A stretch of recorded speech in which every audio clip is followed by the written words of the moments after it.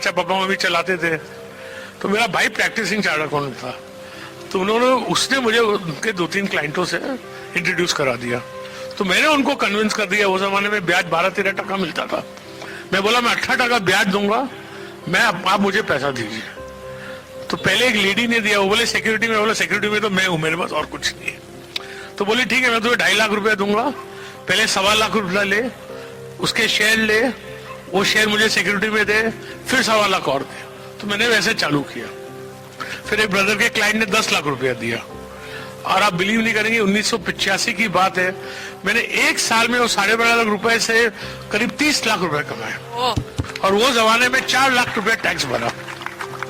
तो ये तो भगवान ने, मतलब पिताजी एंकरेज नहीं करते थे, भाई के क्लाइंट नहीं रहते थे, तो मेरे को तो ये सब पैसा वैसा मिलने वाला नहीं था।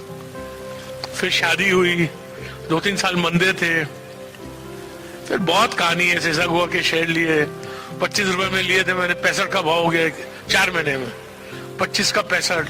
वो जो मैंने 25 लाख रुपए कमाए थे वो सब टाटा पावर के शेयर ले लिए, वो लिए थे 150 में, उनका भाव हो गया 1000, तो 2-4 करोड़ रुपए, 2-3 करोड़ रुपए हो गए। फिर मधु धनवटे का एक बजट आया, उस समय शेयर बाजार में शेयर सब ऐसे शेयर ठोके कि मालूम नहीं कोई बॉक्सिंग मैच है, जो आए बोले बेच दो। और मुझे एक लगता था कि वीपी सिंह थे ठाकुर, लेकिन व्यापारी आदमी थे। He was the man who first abolished estate duty in India, brought down the rates of tax to 60%. तो मुझे लगता था बजट खराब नहीं आएगा, तो मेरे पास जो 2.5-3 करोड़ रुपया था मैंने स्टेक में लगा दिया 1989 के बजट में। और आप बिलीव नहीं करे, बोलूं किसको। और मेरी शादी हुई तो मेरी वाइफ पैसे वाली फैमिली की थी, वो एसी रूम में रहती थी, गाड़ी थी, हमारे पास ना गाड़ी थी, हम तो बस में जाते थे। मेरी वाइफ ने मेरे जिंदगी में आज तक एक ही चीज मांगी है, अपने रूम में एसी कब लगेगा।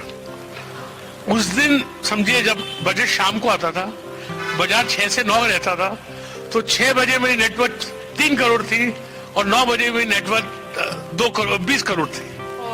तो मैंने जाके बस एक ही चीज की, रेखा को घर पहुंचा रात को 2 बजे, सब डिस्कस वगैरह करके मैंने बोला रेखा अपने एसी आ गया। और फिर भगवान ने साथ दिया, और हमने क्या किया, कभी गलत काम नहीं किया पैसा कमाने के। हमारे डैडी क्या बोलते थे, ये शेयर बाजार है, यहाँ कोई बीवी के बांगड़ बेच के आता है, कोई बीवी को बेच के आता है, कभी किसकी हाई नहीं लेना चाहिए। तो वो दिन और आज का दिन है, कभी मैं कोई शेयर को मैनिपुलेट करूं, इधर बेचूं उधर लूं, वो सब धंधे हमको आते ही नहीं है, आप समझे ना। और ना करने हैं तो आते हैं, लेकिन करने ही नहीं है। तो भगवान ने आज भगवान के बहुत शुक्र क्या बोल सकते हैं कि I have far lesser wealth than people think, but far far far far far more than I need, because wealth also has a purpose. क्या करूंगा पैसे का, बच्चे को 200-500 करोड़ दे दूंगा, उसके बाद इससे मैं तो बहुत बार सोचता हूँ कि मरता हूं मैं कमाने के लिए, मजा मेरे जवाई और बहू करने वाले और बेटे और बेटी। आप समझे ना।